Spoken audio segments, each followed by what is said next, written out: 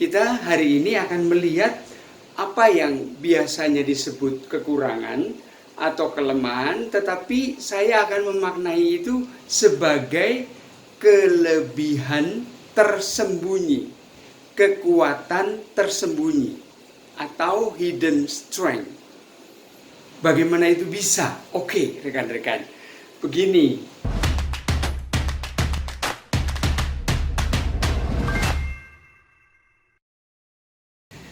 Salam bugar cukup, rekan-rekan. Jumpa lagi dengan saya, Sal Subekti Antonius Lukas, praktisi soft skill. Apa kabar, rekan-rekan? Semoga semuanya bugar cukup ya. Baik, hari ini saya mau melanjutkan proses belajar kita untuk memaknai dan memahami apa itu modal jati diri. Hari ini kita akan melihat pertanyaan yang ketiga. Untuk mengetahui pertanyaan yang pertama dan yang kedua, silahkan melihat video-video kami sebelum ini ya rekan-rekan.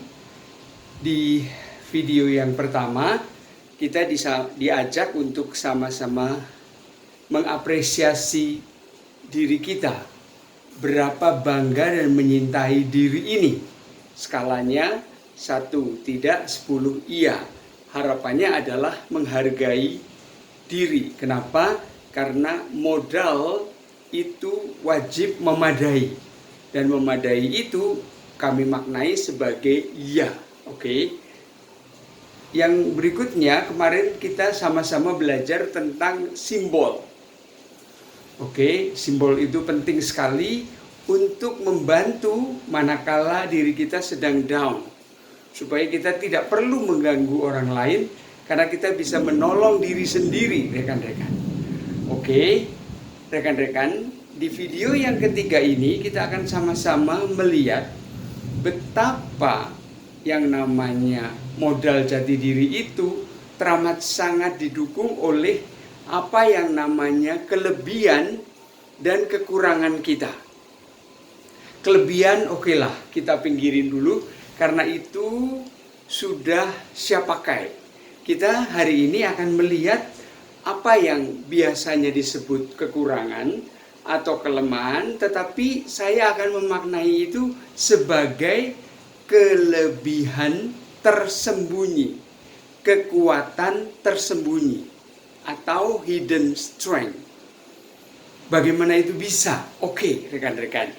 Begini, kalau orang ditanya apa kelemahan kamu, dia akan mengatakan bahwa saya mudah marah, saya boros, ya saya bosenan, misalnya 3 itu saja. Nah, sebenarnya kalau orang mudah marah, itu apa sih kelebihan tersembunyinya, kekuatan tersembunyinya, atau hidden strength-nya apa? Orang mudah marah, satu, dia adalah orang yang tegas dan berani. Oke. Yang kedua, dia orang yang asertif. Artinya apa? Dewasa, bertanggung jawab, dan terus terang. Mantap kan? Tapi analogi sayap, dia baru 1 sayap. Sudah barang tentu belum bisa atau tidak bisa terbang. Dan biasanya orang yang mudah marah itu kalau dilihat kelemahan-kelemahannya, hidden strength yang lain adalah orang ini tidak tegaan, gampang tergerak dan kasihan kepada orang lain. Nah, 2 ini adalah apa yang dikenal dengan compassion, berbelas kasih. Itu adalah sayap sebelah. Oke, jadi ketika orang yang mudah marah, dia sudah bugar cukup, dia mengelola dan mengolah apa yang menjadi hidden strength-nya, dia akan tambah pede. Kenapa? Karena dia orang yang tegas dan berani, asertif, dan bisa memimpin dengan baik. Satu sisi yang lain, dia orang yang peduli pada sesama. Lihat, ideal sekali kan kalau ada orang yang seperti itu. Dia bisa memahami orang lain, bisa berempati, tetapi pada waktunya dia bisa sangat tegas. Itu rekan-rekan, coba renungkan sebentar. Betapa mungkin rekan-rekan ada di posisi itu. Jadi pelan-pelan ya, seperti yang di video pertama, buat catatan, teliti apakah benar saya dengan kriteria seperti yang tadi saya sebutkan itu. Oke, itu kalau orangnya mudah marah. Oke, sekarang yang kedua, misalnya orangnya boros. Nah, orang yang boros itu apa sih kelebihan tersembunyinya? Ya, orang yang boros kelebihan tersembunyinya adalah dia orang yang sangat cerdik. Bayangkan. Dia orang yang bertanggung jawab. Bayangkan. Dia orang yang sangat punya pikiran holistik. Maksudnya apa?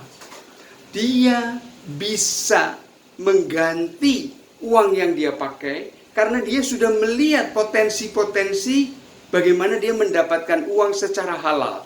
Itu orang yang boros.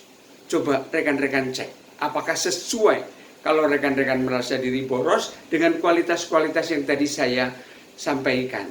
Coba diulangi lagi video ini, perhatikan baik-baik apakah benar bahwa rekan-rekan orangnya confident, bisa melihat peluang yang orang lain tidak lihat, dan rekan-rekan bisa bertanggung jawab untuk membuktikan bahwa dana yang rekan-rekan spend itu akan kembali, bahkan bisa berlebih, dan secara halal ya rekan-rekan.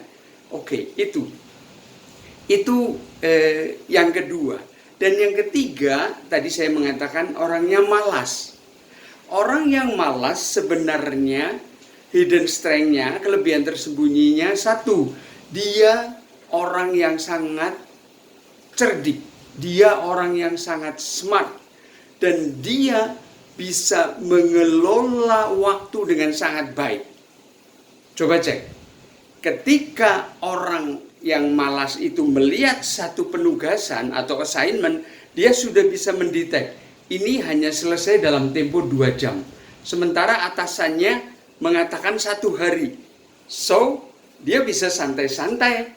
Karena apa? Dalam 2 jam saja sudah beres. Coba rekan-rekan cek. Benarkah ketika rekan-rekan merasa diri malas, kualitasnya seperti yang barusan saya jelaskan ini? Oke rekan-rekan, begitu dulu. Silahkan diulangi lagi video ini, ditonton kembali. Siapa tahu ada banyak yang cocok dengan rekan-rekan. Biasakan gunakan notes, mencatat untuk melihat bahwa modal jati diri yang sedang kita pelajari ini memang penting sampai nanti. Dan bagian yang ketiga ini, kelebihan tersembunyi atau hidden strength yang orang banyak mengatakan kelemahan dan kekurangan, itu bisa menjadikan kekuatan kita bertambah. Tapi penting tetap pasang sabuk pengaman. Be humble please. Dan masuk jalur PMSB, artinya apa? Pasang muka senyum, bersahabat. Begitu rekan-rekan, kalau suka video ini silahkan di like. Kalau yang sudah subscribe, terima kasih. Yang belum, silahkan subscribe. Supaya rekan-rekan bisa mendapatkan video-video kami yang menarik. Terima kasih ya rekan-rekan. Saatnya mendengarkan suara hati.